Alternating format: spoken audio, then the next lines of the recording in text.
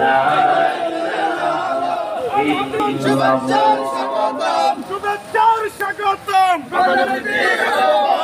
আজকের মাহফিলের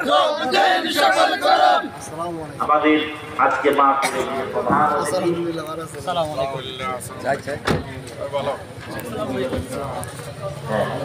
আমাদের ইসলামী চিন্তাবিদ, শিক্ষাবিদ ও রাজনীতিবিদ জনাব অধ্যক্ষ মোহাম্মদ নুরুল আমিন হাফিজাহুল্লাহ ওয়া আকরামাহুল্লাহ। বলে আমিন। আরো জোরে বলে আমিন। আমরা আজকের এই বিশাল